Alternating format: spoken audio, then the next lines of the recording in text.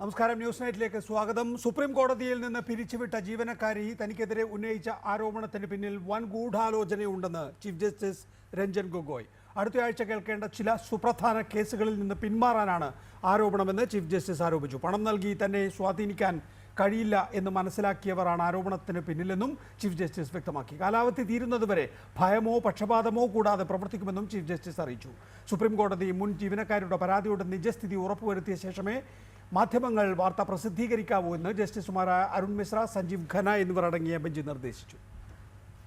Supreme കോടതി മുൻ ജീവനക്കാരി chief ജസ്റ്റിസിനെതിരായ ലൈംഗിക പീഡന പരാതി 22 ജഡ്ജിമാർക്ക് അയച്ച സംഭവം ചില മാധ്യമങ്ങൾ റിപ്പോർട്ട് ചെയ്ത സാഹചര്യത്തിലാണ് രാവിലെ ചീഫ് ജസ്റ്റിസ് രഞ്ജൻ ഗൊഗോയ്, ജസ്റ്റിസുമാരായ അരുൺ മിശ്ര, സഞ്ജീവ് ഖന്ന എന്നിവർ അടങ്ങിയ ബെഞ്ചിരുന്നത്. ചീഫ് ജസ്റ്റിസ് ഔദ്യോഗിക വസതിയിൽ വെച്ച് പീഡിപ്പിക്കാൻ ശ്രമിച്ചുവെന്നും വഴങ്ങാത്തതിനെ തുടർന്ന് ജോലിയിൽ നിന്ന് പിരിച്ചുവിട്ടുവെന്നും ഭർത്താവിനും കുടുംബാംഗങ്ങൾക്കുമെതിരെ പ്രതികാര നടപടി ഉണ്ടാകുമെന്നും യുവതി ആരോപിക്കുന്നു. പ്രത്യേക അന്വേഷണ സംഘത്തെ നിയമിക്കണമെന്നാവശ്യപ്പെട്ടാണ് 22 സുപ്രീം കോടതി ജഡ്ജിമാർക്ക് യുവതി പരാതി അയച്ചത്. ഇന്ന് ചില മാധ്യമങ്ങൾ ഈ വാർത്ത റിപ്പോർട്ട് ചെയ്തതിനെ തുടർന്ന് സോളിസിറ്റർ ജനറൽ അക്കാര്യം കോടതിയുടെ ശ്രദ്ധയിൽപ്പെടുത്തി. തുടർന്നാണ് പ്രത്യേക ബെഞ്ച് രാവിലെ ഇരുന്നത്. സുപ്രീം കോടതി മുൻ ജീവനക്കാരിയുടെ ആരോപണം നിഷേധിക്കാൻ പോലും അർഹതയുള്ള ആരോപണമല്ലെന്നും ആരോപണങ്ങൾക്ക് പിന്നിൽ വൻ ഗൂഢാലോചനയുണ്ടെന്നും ചീഫ് ജസ്റ്റിസ് വ്യക്തമാക്കി. സാമ്പത്തിക വിഷയത്തിൽ തനിക്കെതിരെ ആരോപണം ഉന്നയിക്കാൻ കഴിയില്ല. 20 വർഷത്തെ സർവീസുള്ള എനിക്ക് ആകെയുള്ള ബാങ്ക് ബാലൻസ് 6,80,000 രൂപ മാത്രമാണ്. പണത്തിലൂടെ സ്വാധീനിക്കാനാകില്ല എന്ന് മനസ്സിലായതുകൊണ്ടാണ് ഇത്തരം ആരോപണം ഉയർന്നതെന്നും ചീഫ് ജസ്റ്റിസ് ചൂണ്ടിക്കാട്ടി. അടുത്തയാഴ്ച കേൾക്കേണ്ട ചില പ്രധാന കേസുകളിൽ നിന്ന് പിന്മാറാനാണ്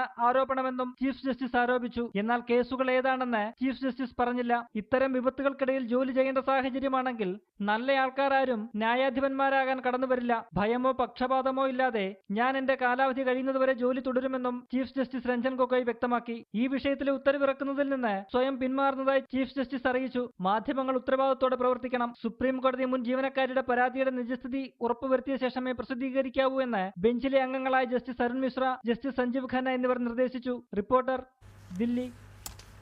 doctor Sebastian Paul, KVS Haridas എന്നിവരാണ് ഈ വിഷയത്തിൽ നമ്മോടൊപ്പമുള്ളത്. ആദ്യം ഡോക്ടർ സെബാസ്റ്റ്യൻ പോൾ, ഇതിലൊരു വലിയ ഗൂഢാലോചനയുണ്ട് എന്ന് ചീഫ് ജസ്റ്റിസ് അടിയന്തരമായി ഒരു സെഷൻ വിളിച്ചു ചേർത്ത് രാജ്യത്തോട് പറയുകയാണ്. ഒരു ലൈംഗിക അതിക്രമ കേസ് സാധാരണഗതിയിൽ ഒരു പൗരൻ്റെ മേൽ അത്രയല്ലേ അവകാശം ഒരു ചീഫ് ജസ്റ്റിസിനായാലും ജഡ്ജിക്കായാലും ഉള്ളൂ. ഇങ്ങനെ ഒരു അടിയന്തരമായ സെഷൻ വിളിച്ചു ചേർത്ത് അത് രാജ്യത്തോട് സംസാരിക്കാനുള്ള വേദിയാക്കി മാറ്റാൻ പാടുണ്ടോ പ്രാഥമികമായി? ഈ വിഷയത്തിൽ ഒരു സാധാരണ പൗരന് ഉള്ള പരിരക്ഷയും പ്രാധാന്യവും മാത്രമേ ഈ കേസിലുണ്ടാകാൻ പാടുള്ളൂ. ഇതിൽ ആരോപണ വിധേയനായത് ചീഫ് ജസ്റ്റിസ് ഓഫ് ഇന്ത്യയാണ്. അതുകൊണ്ട് അതിന് സ്വാഭാവികമായ പ്രാധാന്യം വർദ്ധിക്കും. പക്ഷേ ചീഫ് ജസ്റ്റിസ് ഇന്ന് അടിയന്തരമായി ഒരു ബെഞ്ച് കോൺസ്റ്റിറ്റ്യൂട്ട് ചെയ്യുകയും അടിയന്തര സിറ്റിംഗ് നടത്തി ചില കാര്യങ്ങളൊക്കെ രാജ്യത്തോട് പറയുകയും ഒക്കെ ചെയ്തത് അത് ശരിയായോ എന്ന കാര്യത്തിൽ എനിക്കും സംശയമുണ്ട്. ഇപ്പോൾ കഴിഞ്ഞ വർഷം ഇദ്ദേഹം ഉൾപ്പെടുന്ന 4 ജഡ്ജിമാർ നടത്തിയ ആ വാർത്താ സമ്മേളനം പോലെ തന്നെ അത് പതിവില്ലാത്ത കാര്യങ്ങളാണ്. പതിവില്ലാത്ത രീതിയിലാണോ ഈ കാര്യങ്ങൾ കൈകാര്യം ചെയ്യേണ്ടിയിരുന്നത് എന്ന് എനിക്കിപ്പോൾ ഉറപ്പിച്ച് പറയാൻ കഴിയില്ല. ഏതായാലും അതീവ ഗുരുതരമായ സുപ്രീം കോടതിയുടെ ക്രെഡിബിലിറ്റിയെ ബാധിക്കുന്നതും സുപ്രീം കോടതിയെ തന്നെ ആക്രമിക്കുന്നതുമായ, സാധാരണ ആക്രമണത്തിന് സാധ്യത കുറവാണ്, പക്ഷേ ആക്രമിക്കുന്നതുമായ ഒരു നടപടി ഉണ്ടായിരിക്കുന്നു. ആ നടപടിക്ക് ഈ ഒരു സിറ്റുവേഷൻ, ഈ ഒരു അവസ്ഥാവിശേഷം അത് ഒരു ഇന്ന് നടന്ന അടിയന്തര സിറ്റിങ്ങിലെ പരാമർശങ്ങൾ കൊണ്ട് പരിഹരിക്കാവുന്ന ഒന്നല്ല. അത് ഏത് രീതിയിലാണ് കൈകാര്യം ചെയ്യേണ്ടതെന്ന് കുറേ കൂടി ഗൗരവമായി ആലോചിക്കേണ്ടിയിരിക്കുന്നു. ഇതിനകത്ത് വളരെ പ്രധാനപ്പെട്ട ഒരു കാര്യം, ഇക്കാര്യത്തിൽ വലിയ നിലയിലൊരു ഗൂഢാലോചന നടന്നിട്ടുണ്ട് എന്ന് ചീഫ് ജസ്റ്റിസ് തന്നെ പറയുമ്പോൾ അദ്ദേഹം സൂചിപ്പിക്കുന്നത് അടുത്ത ആഴ്ച വളരെ പ്രധാനപ്പെട്ട ചില കേസുകൾ വരാനുണ്ട്, അതിൽ നിന്ന് തന്നെ തടയുന്നതിന് വേണ്ടിയാണ് എന്നാണ്. അടുത്തയാഴ്ച വരാനിരിക്കുന്ന കേസുകൾ ഏതാണ് എന്ന് അദ്ദേഹം പറഞ്ഞിട്ടില്ല എങ്കിൽ തന്നെയും നമ്മുടെ മുന്നിൽ അടുത്ത ആഴ്ച സുപ്രീം കോടതിയിൽ ചീഫിൻ്റെ മുന്നിൽ വരാനിരിക്കുന്ന കേസുകൾ, ഒന്ന് ക്രിമിനൽ കണ്ടംപ്റ്റ് മാറ്ററാണ്, രാഹുൽ ഗാന്ധിക്കെതിരായിട്ടുള്ള. വെസ്റ്റ് ബംഗാൾ സർക്കാരും CBIയും തമ്മിലുള്ള സംഘർഷം, ആ വിഷയത്തിൽ കേസ് വരാനുണ്ട്. അതുപോലെ തന്നെ തമിഴ്നാട്ടിലെ ഡിഫർമെൻറ്റ് ഓഫ് പോൾസ്, അങ്ങനെയുള്ള കേസുകളാണ് സുപ്രീം കോടതി ചീഫ് ജസ്റ്റിസിൻ്റെ മുമ്പാകെ വരാനിരിക്കുന്നത്.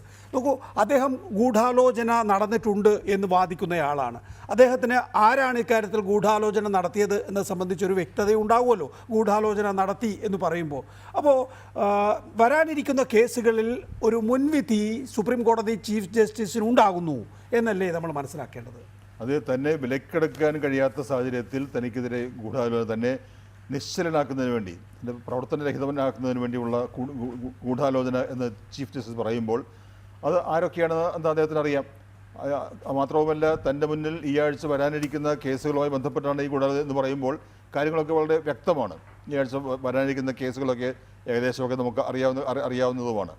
അപ്പോൾ ആ രീതിയിൽ സുപ്രീം കോടതി ചീഫ് ജസ്റ്റിസിനെ സ്വാധീനിക്കാൻ ശ്രമിക്കുന്നു, അത് കഴിയുന്നില്ല എങ്കിൽ അദ്ദേഹം ഈ കേസ് കേൾക്കുന്നതിന് അദ്ദേഹത്തെ തടയുക, അതിന് ഈ രീതിയിലൊരു മാർഗം ഉപയോഗിക്കുക എന്ന് പറയുമ്പോൾ അത് വളരെയേറെ ഒരു ആപത്കരമായ അവസ്ഥയിൽ കാര്യങ്ങൾ എത്തിയിരിക്കുകയാണ്. നമ്മളൊരു സുപ്രീം കോടതി ജഡ്ജിക്കെതിരെ ഒന്നും ആക്ഷേപം ഈ രീതിയിൽ ഉന്നയിക്കാറില്ല. ഇപ്പോൾ പ്രശാന്ത് ഭൂഷണാണല്ലോ ചീഫ് ജസ്റ്റിസുമാർക്കെതിരെ അതിസാഹസികമായ ചില ആക്ഷേപങ്ങൾ ഉന്നയിച്ചിട്ടുള്ളത്. അതുതന്നെ അതിൻ്റെ അപകടം നമുക്കറിയാം. മാധ്യമങ്ങൾ പോലും അത് ചെയ്യാറില്ല, അതിന് ധൈര്യപ്പെടാറില്ല. ഇവിടെ ഒരു യുവതി ഈ രീതിയിൽ കാര്യങ്ങൾ ചെയ്യുമ്പോൾ അത് ആ യുവതി തനിച്ച് സ്വമേധയാ ചെയ്യുന്ന ഒരു പരാതിയായിട്ടോ നടപടിയായിട്ടോ കാണാൻ കഴിയില്ല. അത് അവർ ഒരു ഉപകരണം മാത്രമാണ്. ചീഫ് ജസ്റ്റിസ് പറയുന്ന ആ കാര്യത്തിൽ ഞാൻ യോജിക്കുകയാണ്. ഇത് വലിയ ഗൂഢാലോചനയുടെ ഭാഗമായി സംഭവിച്ചിരിക്കുന്ന ഒരു കാര്യം തന്നെയാണ്. ദയവായി തുടരുക. അഡ്വക്കേറ്റ് അഭിലാഷ്, സുപ്രീം കോടതി അഭിഭാഷകൻ, നമ്മോടൊപ്പം ടെലിഫോൺ ലൈനിലുണ്ട്. അഡ്വക്കേറ്റ് അഭിലാഷ്, ഇങ്ങനെ ഒരു പ്രത്യേക സെഷൻ, ഒരു അടിയന്തര സെഷൻ വിളിച്ചു ചേർക്കുക, എന്നിട്ട് തൻ്റെ കേസ് സുപ്രീം കോടതി ചീഫ് ജസ്റ്റിസ് വിശദീകരിക്കുക എന്നുള്ളതൊക്കെ നടപടിക്രമങ്ങളിൽ, അങ്ങനെ ഒരു നടപടിക്രമം പുതുതായി സൃഷ്ടിക്കപ്പെട്ടു എന്നാണോ താങ്കൾ വിശ്വസിക്കുന്നത്? തീർത്തും വളരെ അപൂർവമായ ഒരു നടപടിക്രമമാണ് ശ്രീ നികേഷ്. ഇത് സുപ്രീം കോടതിയിൽ ഇതുവരെ നടന്നിട്ടില്ലാത്ത ഒരു നടപടിക്രമമാണ് നാം ഇന്ന് കണ്ടത്. പക്ഷേ ആ സാഹചര്യങ്ങൾ ഉയർന്നു വന്നതും തികച്ചും അപൂർവമാണ് എന്ന് നാം മനസ്സിലാക്കേണ്ടതായിട്ടുണ്ട്. ഇതുപോലെ നമുക്ക് പ്രഥമ ദൃഷ്ട്യാ വിശ്വസിക്കാൻ ബുദ്ധിമുട്ടുള്ള ഒരു ആരോപണമാണ് ഇപ്പോൾ ഉയർന്നു വന്നിരിക്കുന്നത്. ആ ആരോപണം ലൈംഗിക ആരോപണം ആയതുകൊണ്ടല്ല, ഈ സ്ത്രീ തന്നെ സുപ്രീം കോടതിയിൽ ജോലി വാങ്ങിച്ചു കൊടുക്കാം എന്ന് പറഞ്ഞ് ആൾക്കാരുടെ കയ്യിൽ നിന്നും പണം വാങ്ങുകയും അതിന്റെ പേരിൽ അറസ്റ്റിലാകപ്പെട്ട ഒരാളുമാണ്. അപ്പൊ അങ്ങനെ ഒരു വ്യക്തി ഈ രീതിയിലൊരു ആരോപണം ഉന്നയിക്കുമ്പോൾ ജഡ്ജിമാർക്കെതിരെ ആരോപണം ഉന്നയിച്ചാൽ പലപ്പോഴും അവർക്ക് പൊതുസമൂഹത്തിൽ പറയുവാൻ അവസരം കിട്ടില്ല. അതുകൊണ്ട് തന്നെ ഇങ്ങനെയുള്ള പല ആരോപണങ്ങളും ഉത്തരങ്ങളില്ലാതെ അവശേഷിക്കുകയാണ് ചെയ്യാറുള്ളത്.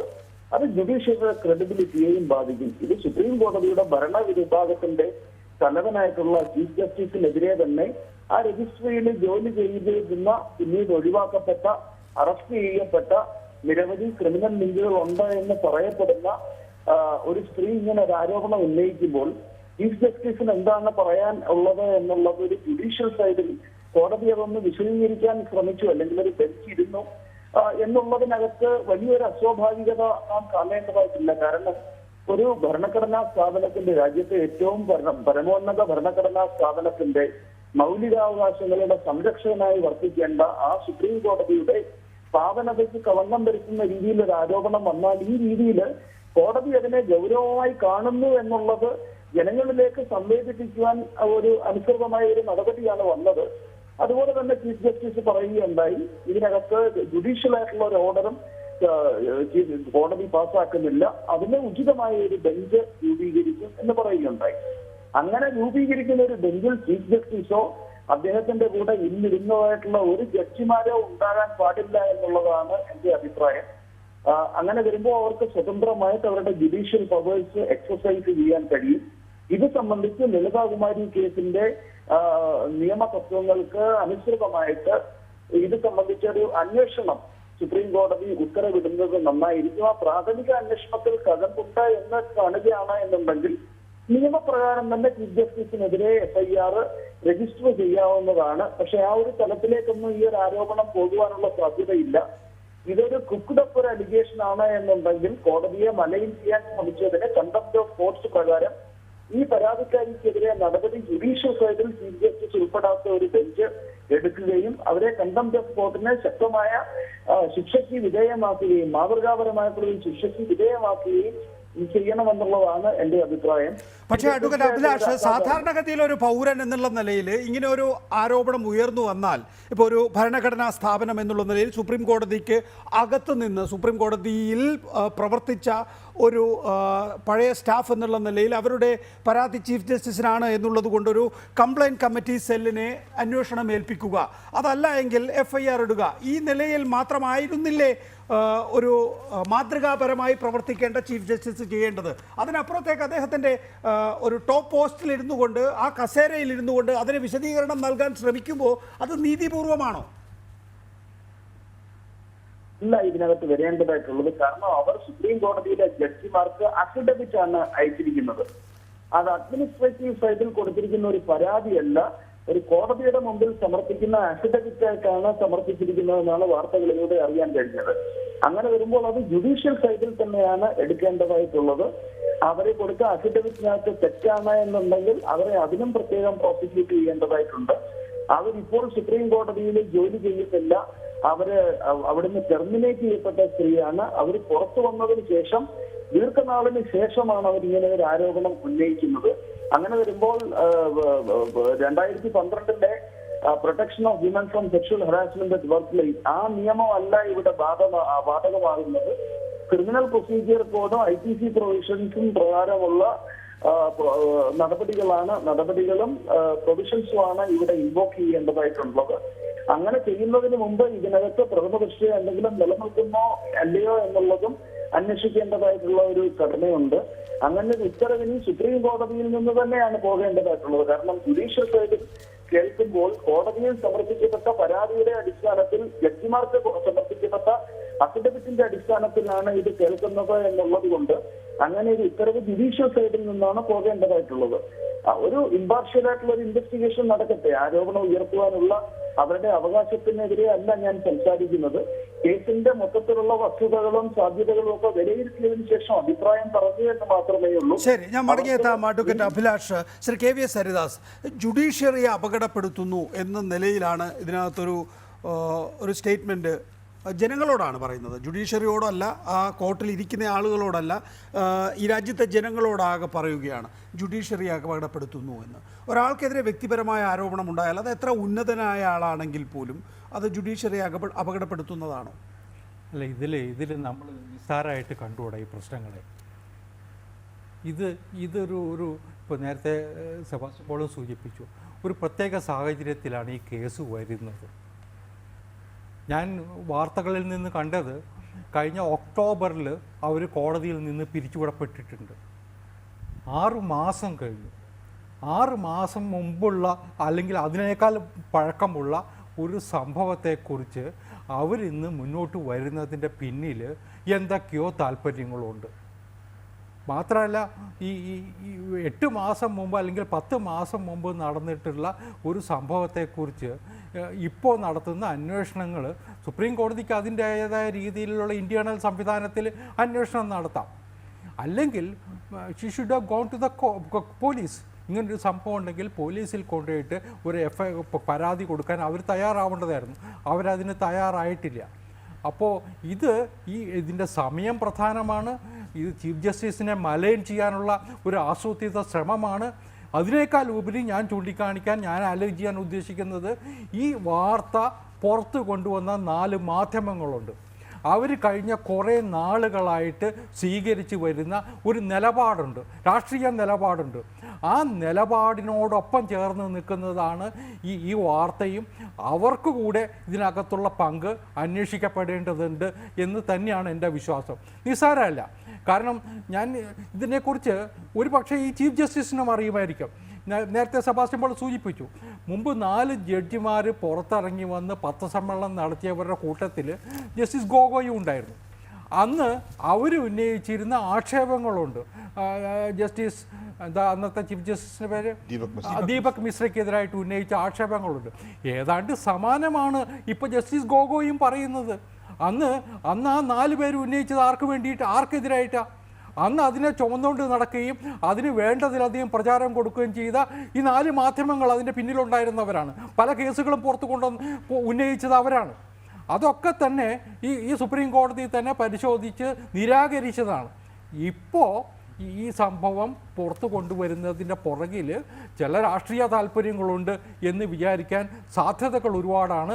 അതുകൊണ്ട് ചീഫ് ജസ്റ്റിസിൻ്റെ നിലപാടിനെ സംശയിക്കേണ്ട കാര്യമില്ല എന്ന് തന്നെയാണ് എനിക്ക് തോന്നുന്നത്. ഡോക്ടർ സെബാസ്റ്റ്യൻ പോൾ, ഇപ്പോൾ ശ്രീ KVS ചൂണ്ടിക്കാണിച്ചതുപോലെ സ്ക്രോൾ, ലീഫ്ലെറ്റ്, ദ വയർ, ദ കാരവൻ, ഈ 4 ഓൺലൈൻ മാഗസിനുകളാണ് ഈ വാർത്ത പ്രസിദ്ധീകരിച്ചിരിക്കുന്നത്. വളരെ വിശദമായി തന്നെ അതിൻ്റെ അഫിഡവിറ്റ് മാത്രമല്ല, അവർ നൽകിയിട്ടുള്ള തെളിവുകൾ, അതിൻ്റെ ട്രാൻസ്ക്രിപ്റ്റ് എല്ലാം ആ വാർത്തയിൽ ഉൾപ്പെടുത്തിയിരിക്കുന്നു എന്നുള്ളതാണ് അത്ഭുതകരമായി നമുക്ക് തോന്നാം. കാരണം ദീപക് മിശ്രയ്ക്കെതിരെ മുതിർന്ന 4 ജഡ്ജിമാർ സ്വാതന്ത്ര്യാനന്തര ഇന്ത്യയുടെ ചരിത്രത്തിൽ ആദ്യമായി ഒരു വാർത്താ സമ്മേളനം നടത്തി.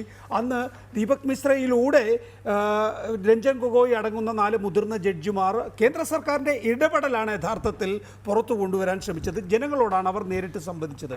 ഇന്ന് നോക്കൂ, ഇനി അടുത്ത ആഴ്ച വരാനിരിക്കുന്ന കേസുകളിൽ താൻ ഹാജരാകാൻ പാടില്ല എന്നുള്ളത് കൊണ്ടുള്ള ഗൂഢാലോചനയാണ് ഇത് എന്നുള്ള നിലയിൽ രഞ്ജൻ ഗൊഗോയ് മലക്കം മറിഞ്ഞിരിക്കുന്നു. അപ്പോൾ അന്തർനാടകങ്ങൾ വളരെ എന്താ പറയുക, അന്തർനാടകങ്ങൾ നമ്മൾ ഊഹിക്കുന്നതിനും നമുക്കൊക്കെ മനസ്സിൽ കണക്ക് കൂട്ടാവുന്നതിനും അപ്പുറത്താണ് എന്നുള്ളതാണോ നമ്മൾ മനസ്സിലാക്കേണ്ടത്? തീർച്ചയായും അന്ന് ദീപക് മിശ്രയ്ക്കെതിരെ പരസ്യമായി ആക്ഷേപം ഉന്നയിച്ച ആ 4 പേരിൽപ്പെട്ട ഒരാളാണ് ഇപ്പോഴത്തെ ചീഫ് ജസ്റ്റിസ്. അപ്പോൾ ഈ 4 മാധ്യമങ്ങൾ അന്ന് ആ ചീഫ് ജസ്റ്റിസിനെതിരെ എന്നുള്ള നിലപാട് സ്വീകരിച്ചത്. അപ്പോൾ ഇന്നിപ്പോൾ ഇവർ ഈ ഗൊഗോയ്ക്കെതിരെയുള്ള ഈ ആക്ഷേപം ഇത്ര വ്യാപകമായ പ്രസിദ്ധീകരണം നൽകുമ്പോൾ എന്താണ് അവരുടെ ഉദ്ദേശമെന്ന് എനിക്കിപ്പോൾ പെട്ടെന്ന് പറയാൻ കഴിയുന്നില്ല. അതെങ്ങനെ ആയാലും അങ്ങനെ ഒരു ആക്ഷേപം വന്നിരിക്കുന്നു. ഇപ്പോൾ നമ്മൾ ഈ ചർച്ചയിൽ നേരത്തെ ചൂണ്ടിക്കാണിച്ചതുപോലെ അത് ഈ ഒരു അടിയന്തര സിറ്റിംഗ് വിളിച്ചുകൂട്ടി രാജ്യത്തോട് കോടതി ചീഫ് ജസ്റ്റിസ് കസ്റ്റഡിയിൽ ഇരുന്നുകൊണ്ട് അദ്ദേഹം സംസാരിക്കുകയായിരുന്നോ വേണ്ടിയിരുന്നത് എന്ന ചോദ്യം ഇപ്പോഴും അവശേഷിക്കുന്നുണ്ട്. ഒരു വിഷയമുള്ളത് എന്തെങ്കിലും പ്രത്യേകമായ ഇമ്മ്യൂണിറ്റി ഉള്ള ഒരു പദവി അല്ല ചീഫ് ജസ്റ്റിസ് വഹിക്കുന്നത്. അദ്ദേഹത്തിനെതിരെ ഗുരുതരമായ ആക്ഷേപം ഉന്നയിക്കപ്പെട്ടിരിക്കുന്നു. ഞാൻ ഈ വിഷയത്തിൽ അദ്ദേഹത്തെ കുറ്റപ്പെടുത്തുന്നില്ല, ഞാൻ അദ്ദേഹത്തെ ന്യായീകരിക്കാൻ ശ്രമിക്കുന്നയാളാണ്. പക്ഷെ ഒരു വിഷയമുള്ളത്, സാധാരണ ഒരു പൗരനാണ് ഈ വിഷയം നേരിടുന്നത്. ഒരു MP ആണ്, MLA ആണ്, മന്ത്രിയാണ് ഇങ്ങനെ ആക്ഷേപത്തിന് വിധേയനാകുന്നതെങ്കിൽ എന്ത് സംഭവിക്കും എന്ന് നമുക്കറിയാം. അതിന് ആ ഒരു പ്രൊസീജിയറിലൂടെ ഇത് കടന്നു പോകേണ്ടിയിരിക്കുന്നു. തെറ്റായ ആക്ഷേപമാണ് ഉന്നയിക്കപ്പെട്ടിരിക്കുന്നതെങ്കിൽ അതിനുള്ള ശിക്ഷ അവർക്ക് നൽകാം. അതിന് കണ്ടംപ്റ്റ് ഓഫ് കോർട്ട് നിയമം ഉൾപ്പെടെയുള്ള പല നിയമങ്ങളും നിലവിലുണ്ട്. അപ്പോൾ അതുകൊണ്ട് ചീഫ് ജസ്റ്റിസ് അദ്ദേഹം ചെയ്യേണ്ടിയിരുന്നത്, അദ്ദേഹവും അടുത്ത ചീഫ് ആകാനിരിക്കുന്ന ജഡ്ജി, കാരണം ഇദ്ദേഹം മാറിയാൽ അദ്ദേഹത്തിനാണുള്ള പ്രയോജനം കിട്ടുക, ആ 2 പേരും മാറി നിന്നുകൊണ്ട് മറ്റൊരു ബെഞ്ച് കോൺസ്റ്റിറ്റ്യൂട്ട് ചെയ്തുകൊണ്ട് ആ ബെഞ്ച് ഈ വിഷയം പരിശോധിക്കുകയും ഉചിതമായ ഒരു ജുഡീഷ്യൽ ഉത്തരവ് നൽകുകയുമായിരുന്നു ചെയ്യേണ്ടിയിരുന്നത് എന്ന് തോന്നുന്നുണ്ട്. അല്ല, എനിക്ക് തോന്നിയതല്ല, അങ്ങനെ ഒരു നീക്കം നടക്കുന്നുണ്ട്. അല്ല, ഞാൻ ഇരിക്കില്ല ആ ബെഞ്ചിൽ, ഞാൻ ഉണ്ടാവില്ല. ഞാൻ മാത്രമല്ല, ഈ ഇന്നുണ്ടായിരുന്ന 2 പേരും കൂടി ഉണ്ടാവും എന്ന് പറഞ്ഞിട്ടില്ല എന്ന് പറഞ്ഞു എന്ന് എനിക്ക് സംശയമുണ്ട്. ഞാൻ ഉണ്ടാകില്ല അദ്ദേഹം ഉണ്ടാവില്ല എന്ന് പറഞ്ഞു. കാരണം ഇത് പക്ഷെ നേരത്തെ അഭിലാഷ് ചൂണ്ടിക്കാണിച്ചതുപോലെ ഇന്നിപ്പോ ചീഫിന്റെ കൂടെ ഇരുന്നവരായിരിക്കും ഇന്നിപ്പോ സുപ്രീം കോടതിയിലുള്ള 22 ജഡ്ജിമാരിൽ ഏതാണ്ട് എല്ലാവരും. അപ്പോൾ സ്വാഭാവികമായും അവർ കൂടി ഇരുന്നാൽ അവർക്ക് എങ്ങനെയാണ് ചീഫ് ജസ്റ്റിസിന് തങ്ങളുടെ തൊഴിൽ മേധാവിക്കെതിരായ ഒരു റിപ്പോർട്ട് നൽകാൻ കഴിയുക എന്നുള്ളൊരു സ്വാഭാവിക ചോദ്യം ഉണ്ടാവില്ല. നികേഷ്, അതിലൊരു കാര്യമുണ്ട്. ഇതിൽപ്പെട്ട ഈ പറയുന്ന നമ്മൾ 22 23 പേരിലുള്ള 4 പേരിലെ പരസ്യമായിട്ട് വന്നിട്ട് ദീപക് മിശ്രയ്ക്കെതിരായിട്ട് വാർത്താ സമ്മേളനം നടത്തിയത്. അന്ന് ഞാൻ കാണേണ്ട ഒരു കാര്യം, ഇതിനകത്തൊരു പൊളിറ്റിക്സ് ഉണ്ടെന്ന് പറയാൻ കാരണം അതാണ്. ഈ ദീപക് മിശ്രയെ ഇംപീച്ച്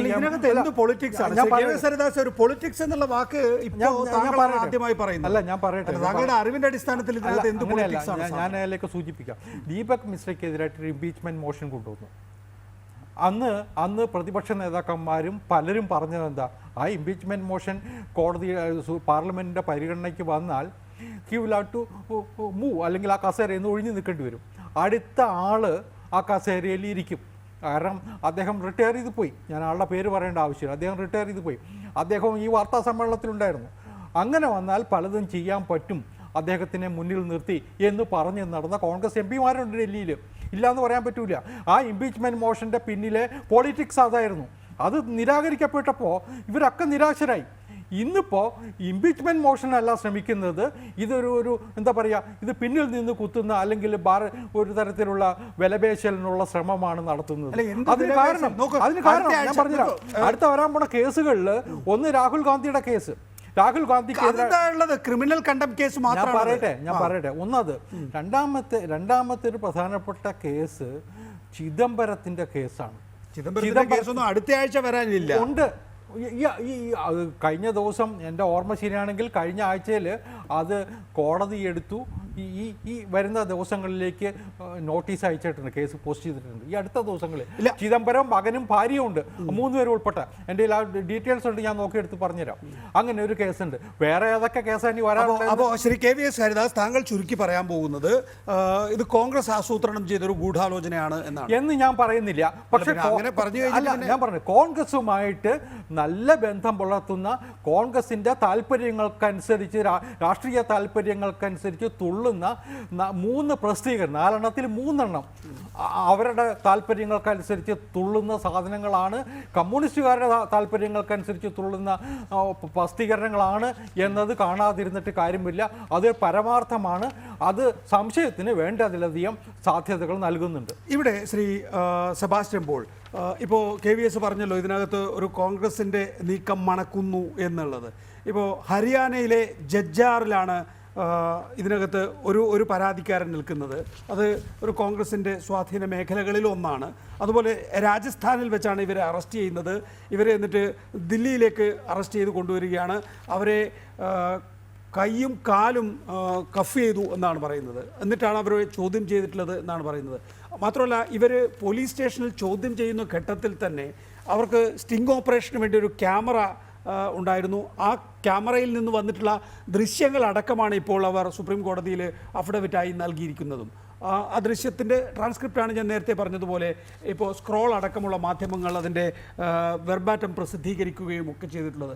അപ്പോൾ ഇവിടെ സുപ്രീം കോടതി ചീഫ് ജസ്റ്റിസ് രഞ്ജൻ ഗൊഗോയ് പറയുന്നത് ഇത് ഒരു താഴ്ന്ന കീഴ് ജീവനക്കാരിക്ക് മാത്രമായി ചെയ്യാനാകില്ല, അതിനപ്പുറത്തേക്ക് ഇതിൻ്റെ ഗൂഢാലോചനയുടെ വേരുകൾ വ്യാപിച്ചു കിടക്കുന്നു എന്നാണ്. ഇവരിങ്ങനെ ഒരു പരാതി തയ്യാറാക്കുന്നു. പരാതി തയ്യാറാക്കുന്നതിനാവശ്യമായിട്ടുള്ള സ്റ്റിംഗ് ഓപ്പറേഷൻ ഇവർ ചെയ്യുന്നു. അത് കഴിഞ്ഞതിന് ശേഷം 22 ജഡ്ജിമാർക്കും അത് അയച്ചു കൊടുക്കുന്നു. ഒരു സ്പെഷ്യൽ സെഷൻ വിളിച്ച് ചീഫ് ജസ്റ്റിസ് രഞ്ജൻ ഗൊഗോയ്ക്ക് തൻ്റെ നിരപരാധിത്വം രാജ്യത്തോട് തുറന്നു പറയേണ്ടി വരുന്നു. അത് ഒരുപക്ഷെ ചരിത്രത്തിൽ അപൂർവമായി സംഭവിക്കാവുന്ന വിധത്തിൽ തന്നെ അദ്ദേഹത്തിൻ്റെ വേർഡിങ്സ് അതിലുണ്ടാകുന്നു, ഇന്ത്യൻ ജുഡീഷ്യറി അപകടത്തിൽ എന്നുള്ള നിലയിൽ. അപ്പോൾ ഇതിനകത്ത് ഗൂഢാലോചനയുണ്ട് എന്ന് KVS അല്ലെങ്കിൽ KVS പ്രതിനിധാനം ചെയ്യുന്ന ആ സംവിധാനമോ വിചാരിച്ചാൽ തെറ്റു പറയാനാകുമോ? അല്ല, ഗൂഢാലോചന ഉണ്ട് എന്ന് ആരോപണ വിധേയനായ ചീഫ് ജസ്റ്റിസ് തന്നെ പറഞ്ഞിരിക്കുകയാണ്. ആ വാക്ക് അദ്ദേഹം ഉപയോഗിച്ചിട്ടുണ്ട്. ഇത്തരം സന്ദർഭങ്ങളിൽ ആരോപണ വിധേയനാകുന്ന ആരും ഉപയോഗിക്കുന്ന ഒരു വാക്ക് അത് തന്നെയാണ്. കോൺസ്പിറസി എന്ന വാക്ക് നമ്മൾ എപ്പോഴും കേൾക്കാറുണ്ട്. കോൺസ്പിറസി ഈ വിഷയത്തിലുണ്ടോ ഇല്ലയോ എന്ന് നമുക്ക് അറിഞ്ഞുകൂടാ. അവരെ സഹായിക്കാൻ ആരെങ്കിലുമൊക്കെ ഉണ്ടാകുമായിരിക്കാം. ഒരുപക്ഷെ അവരുടേതായ ഒരു ജെനുവിൻ ഗ്രീവൻസ് ആയിരിക്കാം, അതിനവരെ സഹായികൾ കാണുമായിരിക്കാം. അതല്ലെങ്കിൽ മറ്റ് ആരുടെയെങ്കിലും താല്പര്യത്തിന് വേണ്ടി അവർ പ്രവർത്തിക്കുന്നതാകാം. അത് ഏത് രീതിയിൽ ആയാലും ഇവിടെ ഒരു വിഷയമുള്ളത്, ഇങ്ങനെ ഒരു സ്ത്രീ ഒരു പരാതി നൽകിയാൽ, തന്നെ പീഡിപ്പിച്ചു എന്ന പരാതി നൽകിയാൽ അവിടെ എന്ത് പരിരക്ഷയാണുള്ളത് ഒരു ചീഫ് ജസ്റ്റിസിന്, അല്ലെങ്കിൽ അത്രയും പദവി വഹിക്കുന്ന ആൾക്കുള്ളത്? മറ്റേതൊരു പൗരനുമുള്ള അതേ അവസ്ഥയിലേക്ക് അദ്ദേഹം എത്തുകയാണ്. ഈ അവസ്ഥ ഉണ്ടാകുന്നതിന് കാരണമായി തീർന്നത് സുപ്രീം കോടതി തന്നെയാണ്. സുപ്രീം കോടതിയുടെ എത്രയോ വിധിന്യായങ്ങളിലൂടെ ഇത്തരത്തിൽ ആരോപണം ഉന്നയിക്കുന്ന സ്ത്രീകളെ സഹായിക്കുന്ന, അവരെ എംപവർ ചെയ്യുന്ന രീതിയിലുള്ള നിയമങ്ങൾ കൊണ്ടുവന്നിരിക്കുന്നു. ആ നിയമങ്ങളൊക്കെ ഇപ്പോൾ പ്രയോഗത്തിൽ വരികയാണ്. അടുത്ത കാലത്ത് സുപ്രീം കോടതി പറഞ്ഞില്ലേ, പുരുഷ പീഡനം എന്ന ഒന്നില്ല എന്ന് സുപ്രീം കോടതി തന്നെയാണ് പറഞ്ഞത്. അപ്പോൾ അങ്ങനെ വരുമ്പോൾ ആർക്കും എന്തും ഏത് ആക്ഷേപവും ഉന്നയിക്കാം, ആർക്കെതിരെ ഉന്നയിക്കാം എന്ന അവസ്ഥ വന്നിരിക്കുന്നു. ഇവിടെ ചീഫ് ജസ്റ്റിസ് ഓഫ് ഇന്ത്യക്കെതിരെ എന്ന് പറയുമ്പോൾ അതിൽ കോൺസ്പിറസി ഉണ്ടാകാം, ഇല്ലാതിരിക്കാം, ആരെയെങ്കിലും സഹായിക്കാൻ വേണ്ടിയാകാം, അല്ലാതിരിക്കാം. പക്ഷേ ആ സ്ഥാപനത്തിൻ്റെ ക്രെഡിബിലിറ്റിയും പ്രവർത്തനക്ഷമതയും വല്ലാതെ ഹനിക്കപ്പെടുകയാണ്. പിന്നെ മറ്റൊരു കാര്യം കൂടിയുള്ളത്, നമ്മളൊരു തെരഞ്ഞെടുപ്പിൻ്റെ മധ്യയാണ്. തെരഞ്ഞെടുപ്പ് നടത്തിക്കൊണ്ട് പോകേണ്ടത് തെരഞ്ഞെടുപ്പ് കമ്മീഷനാണ്.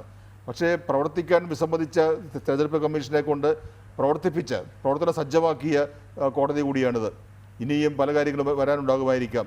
അപ്പോൾ എവിടെയോ ഈ ചീഫ് ജസ്റ്റിസിനെ പ്രവർത്തനത്തിൽ നിന്ന് തടയണം, അദ്ദേഹത്തിൻ്റെ ഈ രീതിയിലുള്ള പോക്ക് തടയണം എന്ന താല്പര്യമുള്ളവരുണ്ടാകുമായിരിക്കാം. അത് KVS പറയുന്നത് പോലെ കോൺഗ്രസിൻ്റെ പക്ഷത്താണോ അതോ അപ്പുറത്താണോ ഗവൺമെൻറ്റിൻ്റെ ഭാഗത്താണോ എന്നൊന്നും ഇപ്പോൾ എനിക്ക് പറയാൻ കഴിയില്ല. പക്ഷേ എവിടെയോ ഒരു കോൺസ്പിറസി, അത് ചീഫ് ജസ്റ്റിസ് പറയുന്നതിനോട് ഞാനും യോജിക്കുന്നുണ്ട്. പക്ഷേ ഇവിടെ ചീഫ് ജസ്റ്റിസ് രഞ്ജൻ ഗൊഗോയ് എന്താ പറയുക, മുൻവിധിയോടുള്ള ഒരു അറ്റംപ്റ്റാണ്, ഒരു ഗൂഢാലോചന ആരോപണമാണ് പറയുന്നത്. അതിനകത്ത് അദ്ദേഹം പറയുന്നത് ഒരു കീഴ് ജീവനക്കാരിക്ക് മാത്രമായി ഇത് ചെയ്യാനാകില്ല എന്നാണ് അദ്ദേഹത്തിൻ്റെ കോടതിയിൽ ഇരുന്നു കൊണ്ടുള്ള സ്റ്റേറ്റ്മെൻറ്റ്. നോക്കൂ, ചീഫ് ജസ്റ്റിസ് പദവിയിൽ ഇരുന്നു കൊണ്ട് ഒരു കീഴ് ജീവനക്കാരിക്ക് താൻ ഒരു സെക്ഷൽ ഹറാസ്മെൻറ്റ് നേരിട്ടാൽ 22 ജഡ്ജിമാർക്ക് ഒരു പരാതി വെള്ളക്കടലാസിൽ ടൈപ്പ് ചെയ്ത് അയക്കാനാകില്ല എന്ന് ചീഫ് ജസ്റ്റിസ് എന്ത് അടിസ്ഥാനത്തിൽ പറയുന്നു? എന്ത് അടിസ്ഥാനത്തിലാണ് അദ്ദേഹത്തിന് അതിൽ ഗൂഢാലോചനയുണ്ട് എന്ന് തോന്നിയത്? തുടങ്ങിയ ചോദ്യങ്ങൾ അവിടെ അവശേഷിക്കുന്നില്ലേ? ഒരു ഒരു ഒരു ഒരു ഒരു ഒരു സാധാരണ യുവതിക്ക് ഒരു ചീഫ് ജസ്റ്റിസിൻ്റെ ഭാഗത്ത് നിന്ന് ലൈംഗിക ആക്രമണം ഉണ്ടാവുകയാണ് എങ്കിൽ ഒരു പരാതി എഴുതി കൊടുക്കാനാകില്ല എന്നാണോ? ഇനി അവർക്ക് താൻ നിരപരാധിയായിരിക്കെ തന്നെ പീഡിപ്പിക്കുന്നതിന് വേണ്ടിയും തന്നെ സമ്മർദ്ദത്തിലാക്കുന്നതിന് വേണ്ടിയിട്ടുമാണ് ഈ പോലീസ് നടപടികൾ എന്ന് വരുമ്പോൾ ഒരു പോലീസ് സ്റ്റേഷനിൽ സ്റ്റിംഗ് ഓപ്പറേഷൻ നടത്താൻ കഴിയില്ല എന്നുള്ളതാണ്. നമ്മുടെ ടെലിവിഷൻ റിപ്പോർട്ടിലെ ഏറ്റവും യങ്ങസ്റ്റ് ആയിട്ടുള്ള ആളുകളെ കൊണ്ടാണ് നമ്മൾ സ്റ്റിംഗ് ഓപ്പറേഷൻ ചെയ്യിക്കുക. Doctor Sebastian Paul. തീർച്ചയായും ഇപ്പോഴത്തെ ഈ ചർച്ചയിൽ പറഞ്ഞു കേട്ട കാര്യങ്ങളുണ്ടല്ലോ, ഈ സ്റ്റിംഗ് ഓപ്പറേഷൻ നടത്തി എന്നുള്ളത്, അല്ലെങ്കിൽ 22 പേർക്ക് ഒരു ഫോർമൽ അഫിഡവിറ്റ് രൂപത്തിൽ പരാതി നൽകി എന്നുള്ളത് അതൊന്നും അസാധ്യമായ കാര്യങ്ങളല്ല. ഈ സ്ത്രീ എന്ന് പറയുമ്പോൾ അവർ സുപ്രീം കോടതിയിൽ ജോലി ചെയ്തിരുന്ന ആളാണ്. സുപ്രീം കോടതി ജോലി ചെയ്യുകയും ക്രമക്കേട് കാണിച്ചതിന് പേരിൽ പിരിച്ചുവിടപ്പെടുകയും ചെയ്ത ആളാണ്. അപ്പോൾ സുപ്രീം കോടതിയിൽ ജോലി ചെയ്തുകൊണ്ട് ഇത്തരത്തിലുള്ള ക്രമക്കേട് കാണിക്കുന്നതിനുള്ള ധൈര്യമോ അല്ലെങ്കിൽ പ്രാപ്തിയോ അവർക്കുണ്ടെങ്കിൽ ഈ പറഞ്ഞ കാര്യങ്ങളൊക്കെ വളരെ നിസ്സാരമാണ്. ഞാൻ പേര് പറയുന്നില്ലെങ്കിലും നമ്മുടെ നാട്ടിലും പല അപവാദങ്ങളിലും പെട്ട സ്ത്രീകളുണ്ടല്ലോ, അവരൊക്കെ ചെയ്ത കാര്യങ്ങൾ എന്തൊക്കെയാണ്? അത് സാധാരണഗതിയിൽ ഒരാൾക്ക്, പുരുഷനായാലും സ്ത്രീ ആയാലും, ചെയ്യാൻ കഴിയില്ല എന്ന് നമ്മൾ കരുതുന്ന കാര്യങ്ങൾ അവർ ചെയ്യാറുണ്ട്. അവിടെയും ഇതുപോലെയുള്ള ഡിജിറ്റൽ തെളിവുകളും വീഡിയോ തെളിവുകളും ഒക്കെ വരികയുണ്ടാവില്ല അന്വേഷണ കമ്മീഷനൊക്കെ മുമ്പാകെ. അപ്പോൾ അതെല്ലാം സാധ്യമാണ്. അതൊന്നും ഞാൻ ഒരു അസാധ്യമായ കാര്യമാണെന്ന് ഞാൻ പറയുന്നില്ല. പക്ഷേ ഈ സ്ത്രീയെ അവർ ഒരു പ്രത്യേക സാഹചര്യത്തിൽ അവർ നിൽക്കുന്നു. ആ സാഹചര്യം കണ്ടുകൊണ്ട് അവരെ ചീഫ് ജസ്റ്റിസിനെതിരെയുള്ള ആക്രമണത്തിൽ ഒരു ഉപകരണമാക്കി തീർത്തതാണോ എന്ന് നമുക്കറിയില്ല. അത് അന്വേഷണത്തിലൂടെ മാത്രമേ പുറത്തു വരികയുള്ളൂ. ശ്രീ KVS, ഇവിടെ ഈ സ്ത്രീക്ക് എങ്ങനെ ജോലി കിട്ടി? അവർക്ക് ക്രിമിനൽ പശ്ചാത്തലമുള്ളപ്പോൾ എന്നുള്ളതാണ് ചീഫ് ജസ്റ്റിസിൻ്റെ തന്നെ ചോദ്യം. പക്ഷേ ഈ സ്ത്രീ ജോലിക്ക് പ്രവേശിച്ചതിന് ശേഷം ഇവരുടെ തന്നെ അഫിഡവിറ്റിൽ പറയുന്നത് ഇവരുടെ ശാരീരിക സ്ഥിതി പൂർണ്ണമല്ലാത്ത ഇവരുടെ ഭർത്തൃ സഹോദരന് ജോലി വാങ്ങിക്കൊടുക്കാൻ അവർക്ക് സാധിച്ചു എന്നുള്ളതാണ്. അപ്പോൾ ചീഫ് ജസ്റ്റിസിൻ്റെ ഡിസ്ക്രിഷണറി പവറിലാണ് ആ ജോലി അവർക്ക് കിട്ടുന്നത്. അപ്പോൾ ഇവർക്കെതിരെ 2 FIR ഉണ്ട്. ഇവരുടെ ശാരീരിക സ്ഥിതി നല്ലതല്ലാത്ത ഇവരുടെ ഭർത്തൃ സഹോദരന് അവർക്ക് കോടതിയിൽ തന്നെ ജോലി വാങ്ങിച്ചു കൊടുക്കാൻ കഴിയുന്നു, അതും ഡിസ്ക്രിഷണറി പവറിൽ. ഇതെല്ലാം നോക്കൂ, ഒരു സാഹചര്യ തെളിവായി പിന്നീട് വരേണ്ടതല്ലേ? അപ്പോൾ ഒരു FIR എന്നുള്ളത് അനിവാര്യമാവുകയല്ലേ? അല്ല, ഇത് അന്വേഷിക്കട്ടെ. ഞാൻ പറയുന്നത് സുപ്രീം കോടതി തന്നെ ഒരു ഉത്തരവിൻ്റെ അടിസ്ഥാനത്തിൽ ഏതെങ്കിലും ഒരു ഏജൻസി ഇത് അന്വേഷിക്കാൻ ചുമതലപ്പെടുത്തട്ടെ. കാരണം സുപ്രീം കോടതിക്ക് കാരണം അവർ രാജിവെച്ച് പോയി കഴിഞ്ഞാൽ അല്ലെങ്കിൽ പുറത്താക്കപ്പെട്ടൊരു ഉദ്യോഗസ്ഥയാണ്. അപ്പോൾ സ്വാഭാവികമായിട്ടും ഈ ഒരു വിഷയത്തിൽ കോടതിക്കുള്ളിൽ നിന്നുകൊണ്ട് ഈ ഒരു ക്രിമിനൽ ഇൻവെസ്റ്റിഗേഷനൊന്നും സാധ്യമല്ല, അതിന് പ്രായോഗികവുമല്ല. അപ്പോൾ അതുകൊണ്ട് അത് ഏതെങ്കിലും ഡൽഹി പോലീസിനെയോ CBIയോ ആരെങ്കിലും ഒരു ഏജൻസി അവരെ ഏൽപ്പിക്കട്ടെ. അത് ഏൽപ്പിക്കേണ്ടി വരും എന്ന് വിചാരിക്കുന്ന ഒരാളാണ് ഞാൻ. പിന്നെ രണ്ടാമത്തെ കാര്യം, ഇപ്പോൾ ബന്ധുവിന് ജോലി കൊടുത്തു എന്ന് പറയുന്നില്ലേ, അത് ജുഡീഷ്യറിയിലൊക്കെ ഒരു സർവ്വസാധാരണമായിട്ടുള്ള കാര്യമാണ് നികേഷേ. ഇപ്പോൾ കേരള ഹൈക്കോടതിയിലൊക്കെ ചെന്നാൽ അവിടുത്തെ ജീവനക്കാരിൽ ഒരു വലിയ ശതമാനം ഇപ്പോൾ നേരിട്ട് അസിസ്റ്റൻറ്റ് ഗ്രേഡിലൊക്കെ ഡയറക്റ്റ് റിക്രൂട്ട്മെൻറ്റാണ് ടെസ്റ്റൊക്കെ നടത്തിയിട്ട് എടുക്കുന്നത്. പക്ഷേ ഈ പ്യൂൺസ് ലെവലിലേക്ക് വരുന്നവരെ മുഴുവൻ എടുക്കുന്നത് ജഡ്ജിമാരുടെ ശുപാർശ പ്രകാരമാണ് എല്ലാവരും. കാരണം അതൊക്കെ തന്നെ അച്ഛൻ അവിടെ ഉണ്ടാവും, അച്ഛൻ്റെ മോനുണ്ടാവും, മോളുണ്ടാവും, അനിയനുണ്ടാവും. ഇങ്ങനെ കുടുംബ പശ്ചാത്തലം നമുക്ക് അവിടെ ചെന്നാൽ കാണാൻ കഴിയും. അതൊക്കെ തന്നെയായിരിക്കും സുപ്രീം കോടതിയിൽ നടക്കുക. കാരണം ഈ നിയമനങ്ങളൊക്കെ തന്നെ PSCക്ക് വിടാനോ ഒന്നും ഈ ഹൈക്കോടതി തയ്യാറാവാറില്ല, ഇപ്പോഴും തയ്യാറാവുന്നില്ല. അവരുടെ റിക്രൂട്ട്മെൻറ്റ്സ് പണ്ട് മജിസ്ട്രേറ്റുമാരുടെയൊക്കെ റിക്രൂട്ട്മെൻറ്റ്സ് PSC ആണ് ചെയ്തിരുന്നത്. അത് ഹൈക്കോടതി അവരവരുടെ ഉത്തരവിലൂടെ തന്നെ സ്വന്തം പോക്കറ്റിലേക്ക് മാറ്റുക ചെയ്തത്. അവിടുത്തെ അസിസ്റ്റന്റുമാരുടെ നിയമനം മുഴുവൻ ഹൈക്കോടതി നടത്തുന്നത് അവർ തന്നെ നടത്തുന്ന ടെസ്റ്റിലൂടെയാണ് എല്ലാ നിയമനങ്ങളും. അപ്പോൾ അതുകൊണ്ട് അതൊരു സാധാരണ നിലയ്ക്ക് പാടുള്ളതാണോ? മറ്റുള്ളതൊക്കെ മാന്യമായിട്ടും ചട്ടവട്ടപ്രകാരം നടക്കണമെന്ന് പറയുമ്പോൾ തന്നെ ഹൈക്കോടതിയിലെ നിയമനങ്ങൾ ഞങ്ങൾ തന്നെ നടത്തിക്കൊള്ളാമെന്ന് തീരുമാനിക്കുന്നത് ശരിയാണോ അല്ലയോ എന്നുള്ള ചോദ്യം അല്ല ഞാൻ പറഞ്ഞു. അതുകൊണ്ട് ഇത്തരത്തിൽ ഒരാളെ ജോലിക്ക് വച്ചു എന്നുള്ളത് അതിലൊന്നും അതിശയോക്തിയില്ല. കാരണം സുപ്രീം കോടതിയിലും ഹൈക്കോടതികളിലും ഇതൊക്കെ നടക്കുന്നതാണ്. അതിൻ്റെ ഭാഗമായിട്ട് മാത്രം കണ്ടാൽ മതി. ശരി, ഇവിടെ നേരത്തെ ഒരു വലിയ മാനമുള്ള ഗൂഢാലോചനയിലേക്ക് ശ്രീ KVS ഹരിദാസ് കടന്നിരുന്നു. ഒന്ന് സ്ക്രോളിൻ്റെയും ലീഫ്ലെറ്റിൻ്റെയും വയറിൻ്റെയും കാരവൻ്റെയും ഒക്കെ കാര്യത്തിൽ ഇവരാണ് സാധാരണഗതിയിൽ ഇന്നിപ്പോൾ ഗവൺമെൻറ്റിനെ അസ്ഥിരപ്പെടുത്തുന്നതിന് വേണ്ടി വേണമെങ്കിൽ സുപ്രീം കോടതി ഏതെങ്കിലും വശത്തേക്ക് പതുക്കെ ചായുന്നുണ്ട് എന്ന് തോന്നുകയാണ് എങ്കിൽ അവിടെ അസ്ഥിരപ്പെടുത്തുന്നതിന് വേണ്ടി ഉപയോഗിക്കപ്പെടുന്ന മാധ്യമങ്ങൾ എന്ന നിലയിൽ ശ്രീ കെ വി സരിദാസ് ഒരു വിശകലനം നടത്തിയിരുന്നു. അങ്ങനെ ചിലതിന് കാണാം. ഇപ്പോൾ 4 സുപ്രീം കോടതി ജഡ്ജിമാരുടെ പത്രസമ്മേളനത്തിന് ഒരു പരിധിവരെ ചുക്കാൻ പിടിച്ചത് ചില മാധ്യമപ്രവർത്തകരാണ് എന്ന് പറഞ്ഞു കേട്ടിട്ടൊക്കെ ഉണ്ട്. ഡോക്ടർ സെബാസ്റ്റ്യൻ പോൾ, അങ്ങനെ ഇതിലെ നികേഷ് എനിക്കൊന്നുള്ളൂ, ആ പ്രിന്റ് മാത്രമില്ല. നമ്മുടെ ഇന്ത്യൻ എക്സ്പ്രസിൻ്റെ എഡിറ്ററായിരുന്ന ശേഖർ ഗുപ്ത മാത്രമേ അതിനകത്തില്ല. ഗുപ്ത എന്തുകൊണ്ടാണ് അതിൽ നിന്ന് പോയതെന്ന് എനിക്കറിയില്ല. കാരണം ഓഗസ്റ്റ വെസ്റ്റ്ലാൻഡിലെ ലിസ്റ്റിൽ അദ്ദേഹത്തിൻ്റെ പേരുണ്ടെന്ന് കിട്ടുന്നു. അതുകൊണ്ടാണോ എന്ന് തന്നെ അറിയില്ല. അല്ല, അങ്ങനെ ശേഖർ ഗുപ്തയെ കുറിച്ചൊന്നും അങ്ങനെ പറയല്ലേ പ്ലീസ്. അപ്പോൾ പറയും ശേഖർ ഗുപ്തയൊക്കെ എന്ന് വെച്ചാൽ ഇന്ത്യ കണ്ടിട്ടുള്ള ഏറ്റവും പ്രധാനപ്പെട്ട മാധ്യമ പ്രവർത്തകർ. വെറുതെ വെള്ളം കോരി ഒഴിക്കുക, പോകുന്ന പോക്കിൽ ഇരിക്കട്ടെ 2 ചെളി എന്ന് പറയുന്നതല്ല. നമ്മള് പൊതുമണ്ഡലത്തിൽ ഇവരൊക്കെ എത്ര കാലമായി ഈ രംഗത്തുള്ളതാണ്. ചെളി ഇല്ലാത്ത വെള്ളമാണ് ഒഴിച്ചത്.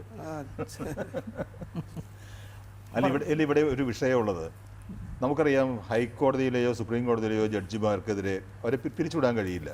അവർക്കെതിരെ ആകെ ചെയ്യാൻ കഴിയുന്നത് ഇംപീച്ച്മെൻ്റാണ്. ഇംപീച്ച്മെൻറ്റ് നടക്കുന്നത് പാർലമെൻറ്റിലാണ്.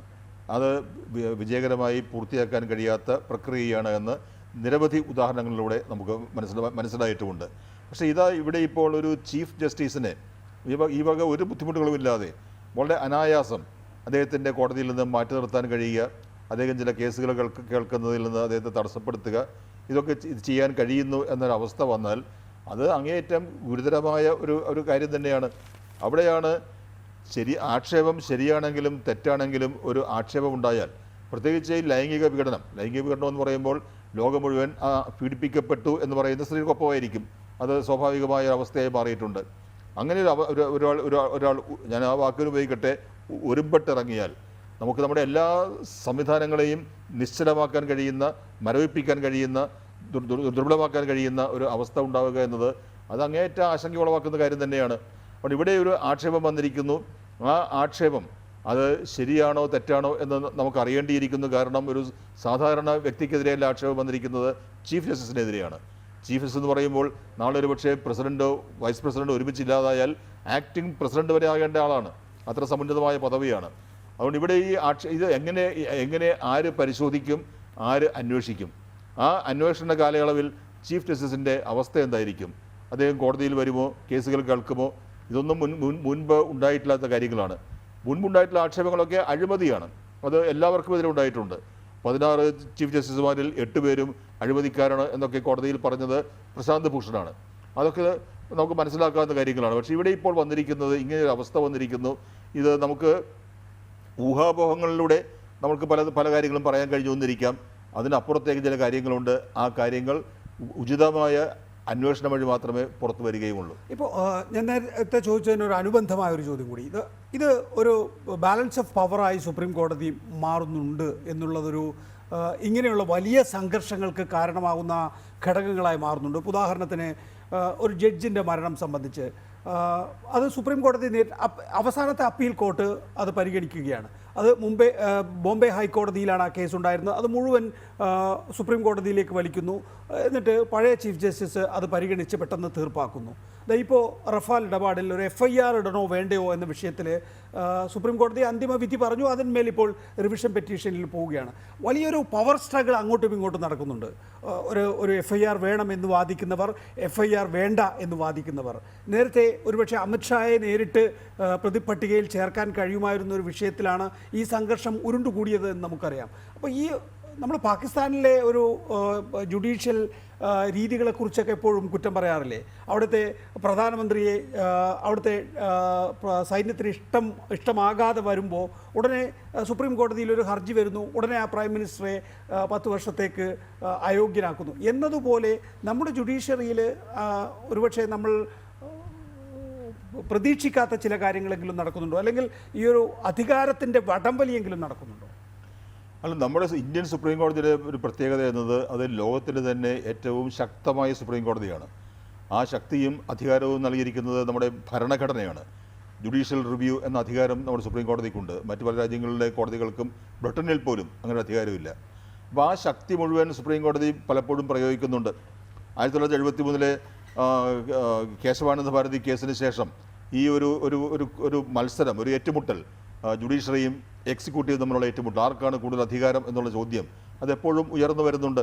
സമീപകാലത്ത് എന്ന് പറയുമ്പോൾ 91 ശേഷം എന്ന് കൃത്യമായി പറയാമല്ലോ, ഈ പൊതു താല്പര്യ വ്യവഹാരവും അങ്ങനെയുള്ള ഒട്ടേറെ കാര്യങ്ങളിലൂടെ കോടതി വല്ലാതെ അധികാരത്തിൻ്റെ വ്യാപ്തി സീമ വർദ്ധിപ്പിച്ചു.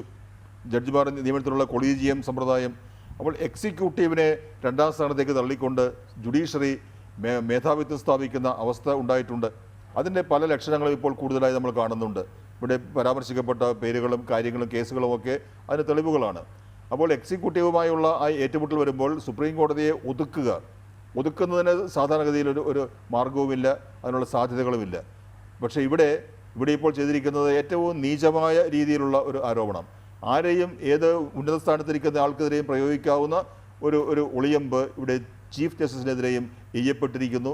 അതുകൊണ്ടാണ് ഈ വിഷയത്തിന് ഇത്രമാത്രം ഗൗരവം വന്നിരിക്കുന്നത്. ആദ്യഘട്ടത്തിൽ താങ്കൾ പറഞ്ഞതിന് കുറച്ചുകൂടി വിശദാംശത്തിലേക്ക് പോയാൽ, ഇപ്പോൾ ഉദാഹരണത്തിന് ഇത് ജുഡീഷ്യറിയും എക്സിക്യൂട്ടീവും തമ്മിലുള്ള പ്രശ്നമാണോ? അതിനപ്പുറത്തേക്ക് ജുഡീഷ്യറി തന്നെ അതിൻ്റെ അവസാനത്തെ അപ്പീൽ കോർട്ടിൽ പ്രാഥമികമായി FIR രജിസ്റ്റർ ചെയ്യേണ്ട വിഷയം പരിഗണിക്കുകയും അത് പെട്ടെന്ന് തീർപ്പാക്കുകയും ചെയ്യുമ്പോഴാണ് ഈ സംഘർഷം ജുഡീഷ്യറിയിൽ ഏറ്റവും ഉയർന്ന വേദിയിൽ തന്നെ ഉരുണ്ടുകൂടുന്നത്. ഒരു ഭാഗത്തിന് FIR വേണം, മറുഭാഗത്തിന് FIR വേണ്ട. ഇത് സംബന്ധിച്ച് പിന്നീട് ഈ നിലയിലുള്ള ആരോപണങ്ങൾ വരുന്നത് പോലും ഒരുപക്ഷെ ഇതിൻ്റെ ഉൽപ്പന്നമാണോ? അതെ, ഇവിടെ സുപ്രീം കോടതിയാണുള്ളത്. നമ്മുടെ സുപ്രീം കോടതി പ്രത്യേകത അതാണുള്ളത്. ആ സുപ്രീം കോടതി പറയുന്നതെല്ലാം ശരി എന്ന് നമ്മൾ സമ്മതിച്ചു കൊടുക്കുന്നത് അത് ഫൈനൽ അന്തിമമായ കോടതി ആയതുകൊണ്ടാണ്. ആ അന്തിമമായ കോടതി എന്ന നാട്ടിൽ സുപ്രീം കോടതി പറയുന്നതാണ് നാട്ടിലെ നിയമം എന്നൊക്കെ ഉണ്ടല്ലോ, ലോ ഓഫ് ദ ലാൻഡ് എന്നുള്ളത് തത്വങ്ങളൊക്കെ ഉണ്ട്. അതിൻ്റെയൊക്കെ അടിസ്ഥാനത്തിൽ സുപ്രീം കോടതി ഭരണഘടന അനുവദിച്ചിരിക്കുന്നതിനേക്കാൾ കൂടുതൽ അധികാരം പലപ്പോഴും പ്രയോഗിക്കുന്നുണ്ട്. അത് ചിലപ്പോഴൊക്കെ ശരിയാകാം, ചിലപ്പോഴൊക്കെ തെറ്റാകാം. ഇവിടെ ഇപ്പോൾ നമ്മൾ ചർച്ച ചെയ്യുന്ന വിഷയം അത് എക്സിക്യൂട്ടീവുമായുള്ള ഒരു ഏറ്റുമുട്ടലിൻ്റെ ഭാഗമാണ് എന്ന് ഞാൻ ആരോപിക്കുന്നില്ല. കാരണം ഏത് രീതിയിലുള്ള കോൺസ്പിറസിയാണ് നടന്നിരിക്കുന്നത്, തന്നെ സ്വാധീനിക്കാൻ ശ്രമിച്ചത് ആരാണ് എന്ന് ചീഫ് ജസ്റ്റിസ് വെളിപ്പെടുത്തിയിട്ടില്ല. അതുകൊണ്ട് തന്നെ ഇപ്പോൾ നമ്മൾ ഊഹിച്ച് പറയുന്നതിൽ അർത്ഥവുമില്ല. പക്ഷെ ഒരു കാര്യമുള്ളത്, നമ്മുടെ സുപ്രീം കോടതിയെ മറ്റ് ഒരു രീതിയിലും ദുർബലമാക്കാൻ കഴിയില്ല, കീഴ്പ്പെടുത്താൻ കഴിയില്ല, മരവിപ്പിക്കാൻ കഴിയില്ല. അതിന് ശക്തിയുണ്ട്, ആ ശക്തി പ്രയോഗിക്കുന്ന സ്ഥാപനമാണ്. പക്ഷേ ഇവിടെ ഇപ്പോൾ ഈ രീതിയിലുള്ള ഒരു ആക്രമണം നടക്കുമ്പോൾ അതാണ് ഏറ്റവും വലിയ ആക്രമണം ഇന്ന് നടന്നിരിക്കുന്നത്. ഈ ആക്രമണത്തെ നമ്മുടെ ജുഡീഷ്യറിക്ക് എപ്രകാരം നേരിടാൻ കഴിയും, കൈകാര്യം ചെയ്യാൻ കഴിയും? ഇവിടെ ഇപ്പോൾ സുപ്രീം കോടതി ജഡ്ജിമാരുടെ ബെഞ്ച് എന്ന് പറയുമ്പോൾ അവരെല്ലാവരും ഇദ്ദേഹത്തിൻ്റെ കീഴിൽ പ്രവർത്തിക്കുന്നവരാണ്. അപ്പോൾ അവരിൽ നിന്ന് നിഷ്പക്ഷത നമ്മൾ പ്രതീക്ഷിക്കുന്നുണ്ടോ? ഇനി താഴേക്ക് പോയാലോ, സാധാരണഗതിയിലാണെങ്കിൽ ഈ വിഷയത്തിൽ ഒരു FIR ഇടുകയും ആ FIR ഒരു കീഴ്ക്കോടതിയിലേക്ക് പോകേണ്ടത്. ഏതെങ്കിലും മജിസ്ട്രേറ്റ് കോടതിയിലോ അല്ലെങ്കിൽ ജില്ലാ കോടതിയിലോ ഇന്ത്യൻ ചീഫ് ജസ്റ്റിസിനെതിരെ ഒരു കേസ് വന്ന അടുത്ത അവസ്ഥ എന്തായിരിക്കും?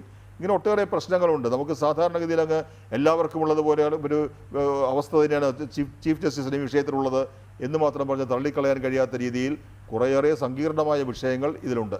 പക്ഷേ KV ഹരിദാസ, ജുഡീഷ്യറിയുടെ സ്വാതന്ത്ര്യം ഭീഷണി നേരിടുന്നു. ഇത് ഈ കസേരയിൽ ഇരുന്നു കൊണ്ട് തന്നെ ഞാൻ നിങ്ങളോട് പറയണം എന്നെനിക്ക് തോന്നി എന്നാണ് ചീഫ് ജസ്റ്റിസ് പറയുന്നത്. അദ്ദേഹത്തിന് എതിരായിട്ടുള്ള ആക്ഷേപം ജുഡീഷ്യറിക്കെതിരായിട്ടുള്ള ഭീഷണിയായി വരുന്നു. അതല്ലെങ്കിൽ ജുഡീഷ്യറിയുടെ സ്വാതന്ത്ര്യം ഭീഷണിയിലാകുന്നു എന്ന് പറയുമ്പോൾ ഞാൻ നേരത്തെ ഡോക്ടർ സെബാസ്റ്റ്യൻ പോളിനോട് ചോദിച്ച വിഷയം ഉയരുകയാണ്. അപ്പോൾ ഗൂഢാലോചന അദ്ദേഹം കൺഫേം ചെയ്യുകയാണ്. അടുത്ത ആഴ്ച നിർണായക കേസുകൾ വരുന്നതിൽ നിന്ന് എന്നെ തടയാൻ വേണ്ടിയാണ് എന്ന കാര്യത്തിൽ അദ്ദേഹത്തിന് വ്യക്തതയുണ്ട്. ഇതൊരു മുൻധാരണ സൃഷ്ടിക്കുകയും ഒരു ജഡ്ജ് എന്നുള്ള നിലയിലുള്ള, അല്ലെങ്കിൽ അദ്ദേഹം അധ്യക്ഷം വഹിക്കുന്ന ഒരു ഡിവിഷൻ ബെഞ്ചിൻ്റെ സ്വാതന്ത്ര്യത്തിൽ വരുന്ന വലിയ വിലങ്ങുതടിയായി മാറും അല്ലേ? അപ്പോൾ അടുത്ത ആഴ്ച വരുന്ന ജഡ്ജ്മെൻ്റ് എന്തൊക്കെയായിരിക്കുമെന്ന്, ആ ജഡ്ജ്മെൻറ്റിൽ അദ്ദേഹം ഉദ്ദേശിക്കുന്ന മുൻവിധി എന്താണോ അതിനനുസരിച്ചായിരിക്കും അത് ഉണ്ടാവുക എന്നുള്ള കാര്യത്തിൽ തർക്കം ഉണ്ടാവില്ലല്ലോ താങ്കൾക്ക്? അങ്ങനെയൊന്നും ന്യായാധിപന്മാരെ വിലയിരുത്തിക്കൂടാ. ന്യായാധിപന്മാർ ഒരു കേസ് നിശ്ചയിക്കുന്നത് അവരുടെ മുമ്പിൽ വരുന്ന തെളിവിൻ്റെ അടിസ്ഥാനത്തിൽ തന്നെയാണ്. മറിച്ചുള്ള സംഭവങ്ങളൊക്കെ ചിലപ്പോൾ ഉണ്ടായിട്ടുണ്ടാവാം. പക്ഷേ ഇന്ത്യയുടെ ചീഫ് ജസ്റ്റിസിനെയും സുപ്രീം കോടതിയിലെ ന്യായാധിപന്മാരെയൊക്കെ നമ്മൾ അങ്ങനെ വില കുറച്ച് കാണാൻ ശ്രമിക്കരുത്. പക്ഷേ ഇവിടെ നികേഷ് കാണേണ്ട വേറൊരു കാര്യം, ഇപ്പോൾ ഇങ്ങനെ ഒരു പരാതി വന്നു, ഇതൊരു ഫാബ്രിക്കേറ്റഡ് കംപ്ലൈൻ്റ് ആണെന്ന് വിചാരിക്കാം. അങ്ങനെ ആവും എന്ന് വിചാരിക്കുന്ന, അല്ലെങ്കിൽ അങ്ങനെ ആവണേ എന്ന് ആഗ്രഹിക്കുന്ന ഒരാളാണ്. കാരണം അതിൻ്റെ ഒരു സാഹചര്യം കൂടിയുണ്ട്. ഇവർ പറയുന്നത് ചീഫ് ജസ്റ്റിസിൻ്റെ വീട്ടിൽ ഇവർക്ക് ഡ്യൂട്ടി ഉണ്ടായിരുന്നു. ആ സമയത്ത് ഇവരെ മോശമായിട്ട് ഇവരോട് പെരുമാറി എന്നുള്ളതാണ് ആക്ഷേപം പുറത്ത് കാണുന്നത്. പക്ഷേ നമ്മളിപ്പോൾ സുപ്രീം കോടതി ചീഫ് ജസ്റ്റിസിൻ്റെയൊക്കെ വീട്ടിലെ വർക്കെന്ന് പറഞ്ഞാൽ ഒരാൾ മാത്രമല്ല അവിടെ ഉദ്യോഗസ്ഥരായിട്ടുള്ളത്. അവിടെ ഒരു സമാന്തരമായ ഓഫീസ് ഫങ്ഷൻ ചെയ്യുന്നുണ്ട്. ഹൈക്കോടതി ചീഫ് ജസ്റ്റിസിൻ്റെ വീട്ടിൽ പോലുമുണ്ട്.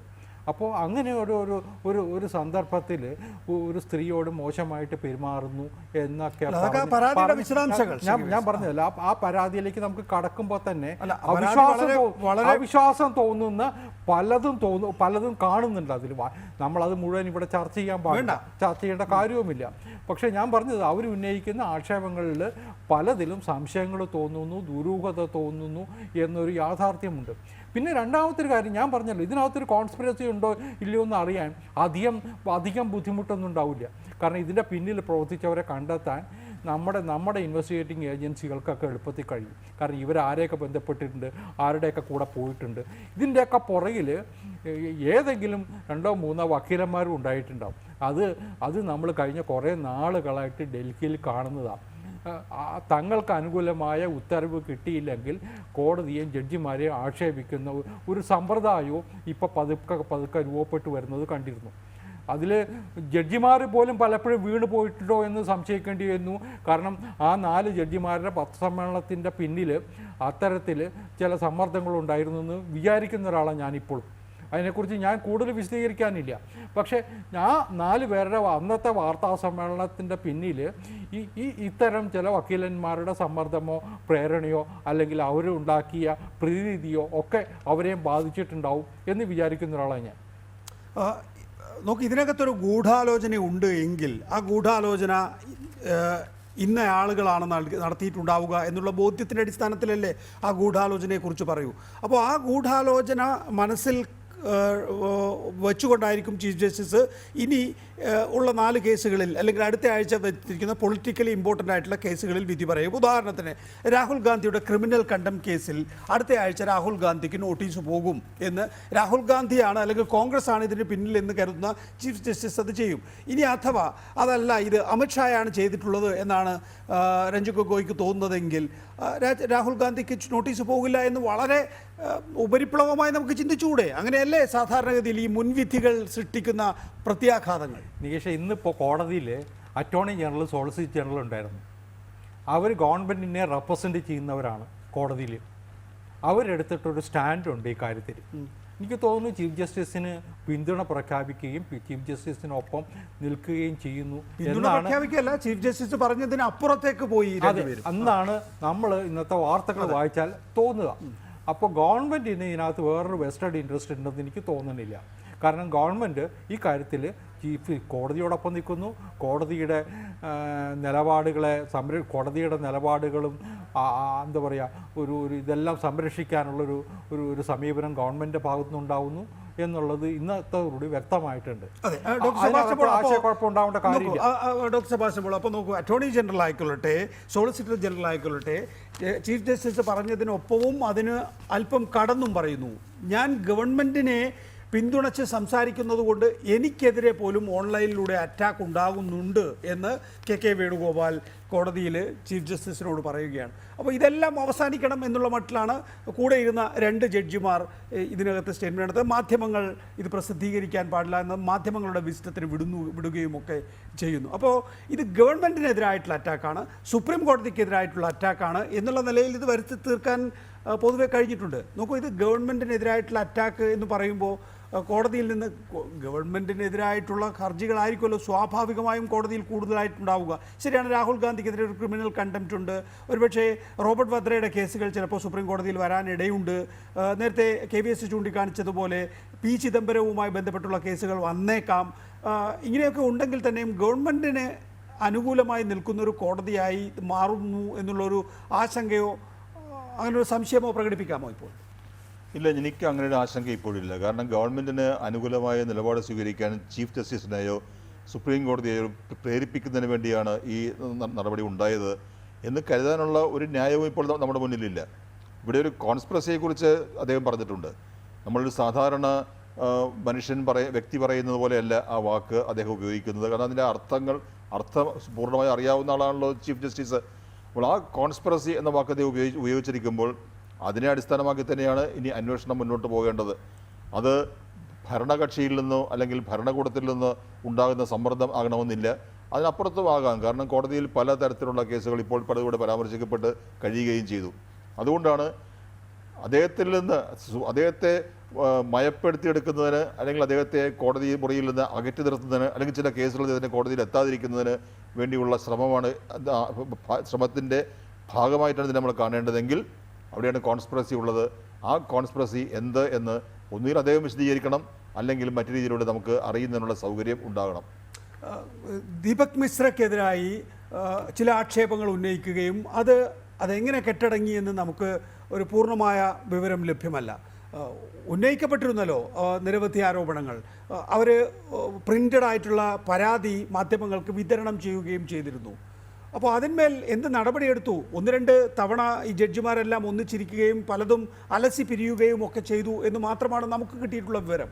ഇപ്പോൾ ചീഫ് ജസ്റ്റിസ് പറയുന്നു ജുഡീഷ്യറി അപകടപ്പെടുത്തുന്ന രീതിയിലുള്ള ഗൂഢാലോചന നടക്കുന്നുവെന്ന്. ഇങ്ങനെ അപൂർണമായിട്ടുള്ള സ്റ്റേറ്റ്മെൻറ്റുകൾ നടത്തേണ്ടവരാണോ ചീഫ് ജസ്റ്റിസ് അടക്കമുള്ള ജഡ്ജിമാർ, മുതിർന്ന ജഡ്ജിമാർ? അല്ല, ഷേക്സ്പിയറുടെ പ്രയോഗം നമ്മൾ എടുക്കുകയാണെങ്കിൽ അൺകൈൻഡസ്റ്റ് കട്ട് എന്ന് പറഞ്ഞില്ലേ, അതായിരുന്നു ദീപക് മിശ്രയ്ക്കെതിരെ ഈ 4 ജഡ്ജിമാർ അന്ന് നടത്തിയത്. അത് ആ ചീഫ് ജസ്റ്റിസ് ദീപക് മിശ്ര അത് കൈകാര്യം ചെയ്ത രീതി ഒക്കെ നമുക്കറിയാം. ഇപ്പോഴത്തെ ഈ സംഭവത്തിന് തനിക്കെതിരെ തിരിഞ്ഞ ആളിപ്പോൾ ചീഫ് ജസ്റ്റിസ് ആയിരിക്കുന്നു. അദ്ദേഹത്തെ ഇവർ അപകടത്തിലാക്കുന്നതിന് വേണ്ടി ദീപക് മിശ്ര ഇടപെട്ടതെന്ന് ഞാൻ അങ്ങനെ പറയുകയല്ല, അത് നമുക്ക് ബാലിശമായിരിക്കും. പക്ഷേ ഇവിടെ ഒരു കാര്യമുള്ളത്, അന്ന് ഇത് സംഭവിച്ചതെന്തായിരുന്നു? 4 ജഡ്ജിമാർ. ഇപ്പോൾ രഞ്ജൻ ഗൊഗോയ് പറഞ്ഞത് എന്താണ്? ചീഫ് ജസ്റ്റിസിൻ്റെ കസേരയിൽ ഇരുന്നു കൊണ്ട് തന്നെ എനിക്ക് ഈ കാര്യം രാജ്യത്തോട് പറയണം, ജുഡീഷ്യറിയുടെ സ്വാതന്ത്ര്യം അപകടത്തിലായിരിക്കുന്നു എന്ന്. അന്ന് അവർ ചെയ്തില്ലല്ലോ. അന്ന് അവർ ചെയ്തത് ഒരു ജഡ്ജിയുടെ ബംഗ്ലാവിൻ്റെ മുറ്റത്തിരുന്നാണ് സംസാരിച്ചത് മാധ്യമങ്ങളോടും രാജ്യത്തോടും. അന്ന് പറഞ്ഞത് ഇത് തന്നെയായിരുന്നു, ജനാധിപത്യം അപകടത്തിലായിരിക്കുന്നു, ഭരണഘടന അപകടത്തിലായിരിക്കുന്നു. അത്രയും ഗുരുതരമായ ആക്ഷേപങ്ങൾ ഉന്നയിച്ചതിന് ശേഷം എന്താണ് സംഭവിച്ചിരിക്കുന്നത്, അതിൻ്റെ വിശദാംശങ്ങൾ എന്താണ്, ഡീറ്റെയിൽസ് എന്താണ്, ഒന്നും അവർ പറയുകയുണ്ടായില്ല. എല്ലാവരെയും സംശയത്തിൻ്റെ നിഴലിലോ മുനയിലോ നിർത്തുക. അതിനപ്പുറത്തേക്ക് ആ 4 പേരുടെ വാർത്താ സമ്മേളനം കൊണ്ട് ഒന്നും സംഭവിച്ചില്ല. ഇപ്പോൾ സംഭവിക്കുന്നത് ഗൊഗോയ് പറയുന്നു ഇതാ ജുഡീഷ്യറി സ്വാതന്ത്ര്യം അപകടത്തിലായിരിക്കുന്നു. അന്ന് അദ്ദേഹം പറഞ്ഞത് അത് തന്നെയായിരുന്നു, ഇന്ന് അദ്ദേഹം പറയുന്നു അത് തന്നെയാണ്. എങ്ങനെയാണ് അപകടത്തിലാകുന്നത്? ഇത് അറിയുന്നത് അതിൻ്റെ ഉത്തരവാദിത്വമാർക്കാണ്. അറിയുന്നതിനുള്ള അവകാശമുള്ളത് നമുക്ക് ജനങ്ങൾക്ക് തന്നെയാണ്. അതുകൊണ്ടാണ് നമ്മളെ ഇത് അറിയിക്കുന്നതിന് അവർക്ക് ബാധ്യത ഉണ്ടാകുന്നത്. ശരി, ഞാൻ വളരെ വേഗത്തിൽ മടങ്ങിയെത്താം ഒരു ചെറിയ ഇടവേളയ്ക്ക് ശേഷം.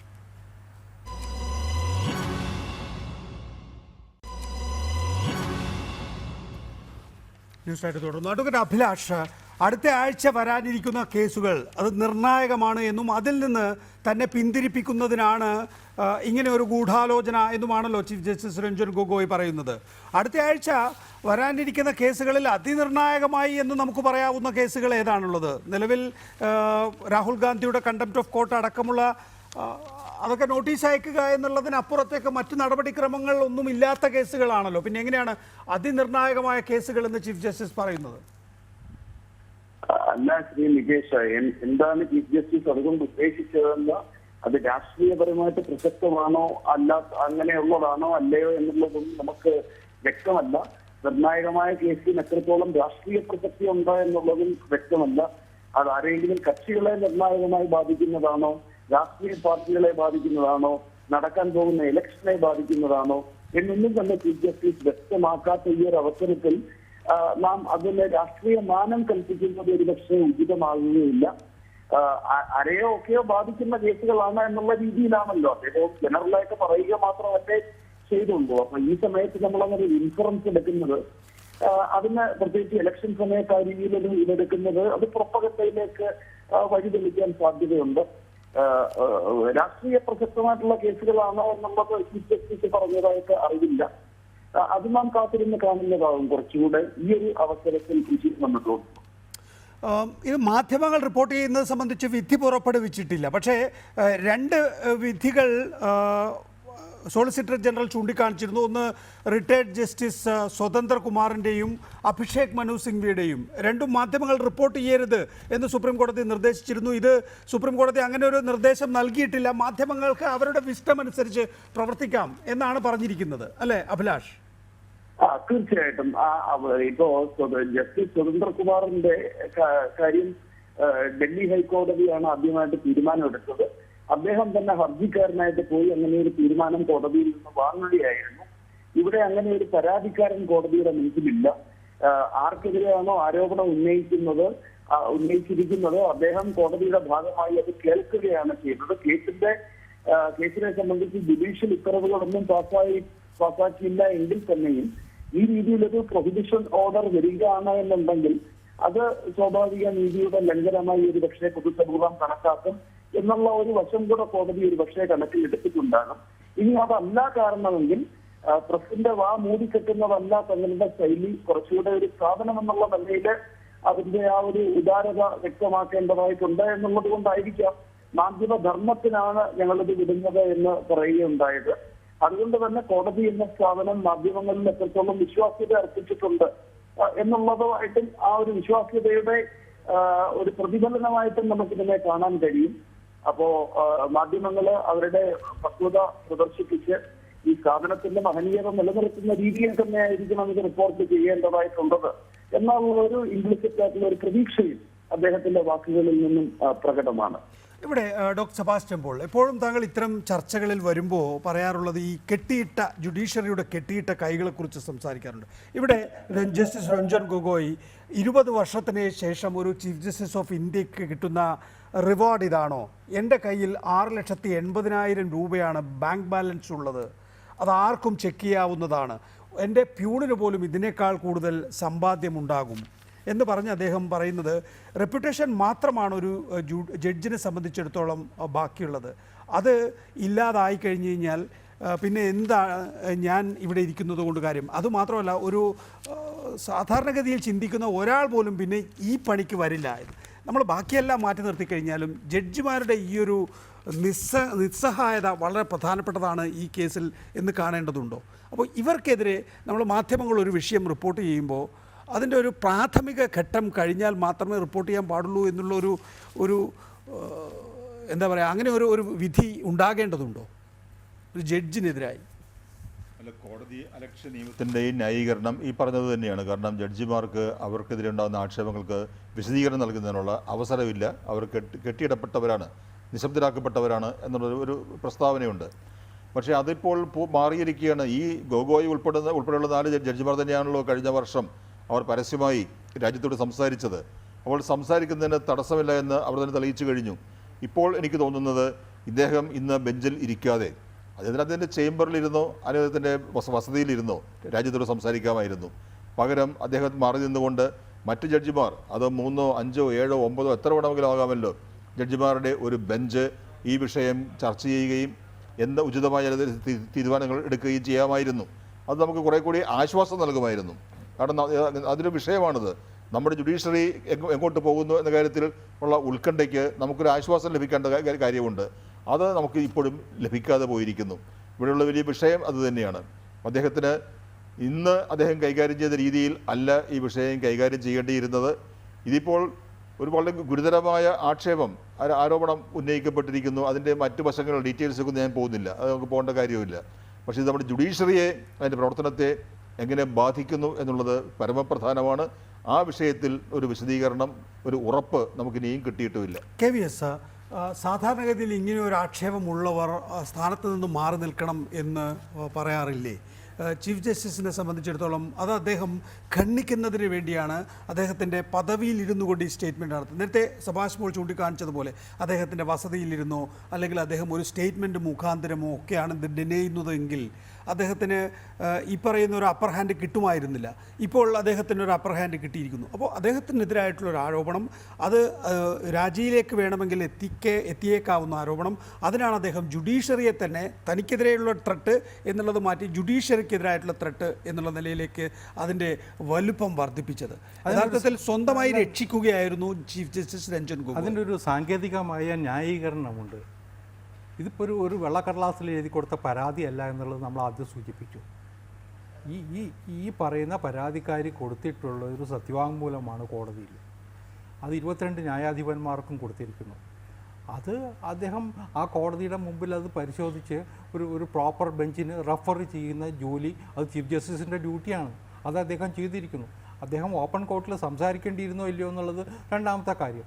ഒരു ജുഡീഷ്യൽ ഓർഡറാണ് അതും ആവശ്യം. അത്തരം ഒരു പെറ്റീഷൻ കിട്ടിയാൽ ആ ജുഡീഷ്യൽ ഓർഡറാണ് അദ്ദേഹം ഇപ്പോൾ നൽകിയിട്ടുള്ളത് എന്ന് മാത്രമാണ് എനിക്ക് തോന്നുന്നത്. ആ ബെഞ്ചിൽ അദ്ദേഹം ഉണ്ടാവില്ല എന്ന് പറഞ്ഞിട്ടുണ്ട്. പുതിയ കോടതി ആരാണോ ആ ബെഞ്ച് അത് പരിശോധിക്കട്ടെ, ആ പരിശോധിച്ചിട്ട് നിലപാടുകൾ എടുക്കട്ടെ. പക്ഷേ ഇതിലൊരു അപകടം ഞാൻ സൂചിപ്പിക്കാം. ആർക്കെതിരെയും എന്തും പറയാവുന്ന ഒരു സ്ഥിതി ഉണ്ടായിക്കൂടാ. ആർക്കെതിരെയും ഈ ലൈംഗികാരോപണം ഉണ്ടായിക്കൂടാ. ഞാൻ പറഞ്ഞത് ഇതിപ്പോൾ ചീഫ് ജസ്റ്റിസിനെതിരായിട്ട് ഇത് ആദ്യത്തെ സംഭവമാണ്. ഈ നിലയിലേക്ക് ജുഡീഷ്യറിയെ കൊണ്ടുചെന്ന് എത്തിക്കാം. ഇതിലെ സത്യം ഉണ്ടോ അല്ലെങ്കിൽ അത് കെട്ടിച്ചമച്ചതാണോ ഇതൊക്കെ അന്വേഷിക്കട്ടെ. പക്ഷേ പ്രഥമ ദൃഷ്ട്യാ എനിക്ക് തോന്നുന്നത് ഇത് കോടതിയെ അപകടപ്പെടുത്താനാണ്, ജുഡീഷ്യറിയെ അപകടപ്പെടുത്താനാണ്, ചീഫ് ജസ്റ്റിസിനെ അപകടപ്പെടുത്താനാണ്. അതിൻ്റെ പിന്നിൽ ഒരു വലിയ ഗൂഢപദ്ധതിയുണ്ട് എന്ന് വിചാരിക്കുന്ന ഒരാളാണ് ഞാൻ. അതിന് ഞാനിപ്പോഴും കാണുന്ന കാര്യം ഇത് പ്രസിദ്ധീകരിച്ച ആ 4 പ്രസിദ്ധീകരണങ്ങളുടെ സ്വഭാവമാണ്. അവർ കഴിഞ്ഞ കുറേ നാളുകളായിട്ട് സ്വീകരിച്ചു വരുന്ന രാഷ്ട്രീയ നിലപാടുകളാണ്.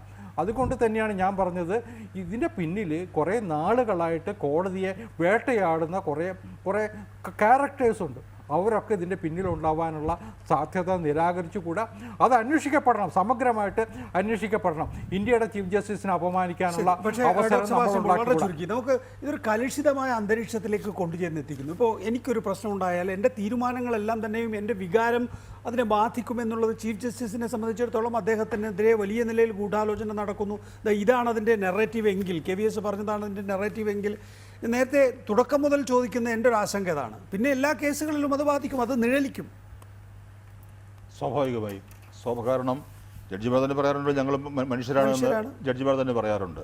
അതുകൊണ്ട് സ്വാഭാവികമായും അത് റിഫ്ലക്റ്റ് ചെയ്യും, അവരുടെ തീരുമാനത്തെ സ്വാധീനിക്കും എന്ന കാര്യത്തിൽ സംശയമൊന്നുമില്ല. അതുകൊണ്ടാണ് പലപ്പോഴും ജഡ്ജിമാർ കാരണം പോലും പറയാതെ ചില കേസുകൾ തൻ്റെ മുന്നിൽ നിന്ന് മാറ്റണം എന്നാവശ്യപ്പെടുന്നത്. എന്തിനു വേണ്ടിയും കേസ് ഒഴിവാക്കണം, കാരണം പോലും പറയേണ്ട കാര്യമില്ല, പറയാറുമില്ല. പക്ഷേ ഇവിടെ ഇപ്പോൾ വന്നിരിക്കുന്നത് ഇത്ര തുറന്ന രീതിയിൽ, പരസ്യമായ രീതിയിൽ ഒരു അവസ്ഥ സൃഷ്ടിക്കപ്പെട്ടിരിക്കുന്നു. ഈ അവസ്ഥയിൽ നിന്നുള്ള ഒരു വിടുതൽ അതെങ്ങനെയായിരിക്കും എന്ന കാര്യത്തിലാണ് നമുക്ക് ഉത്കണ്ഠയുള്ളത്. Doctor Sebastian Paul, KVS Haridas, ഒപ്പം തന്നെ അഡ്വക്കേറ്റ് MR അഭിലാഷ്, വളരെ നന്ദി ന്യൂസ് നൈറ്റിൽ സഹായിച്ചതിന്. നമസ്കാരം.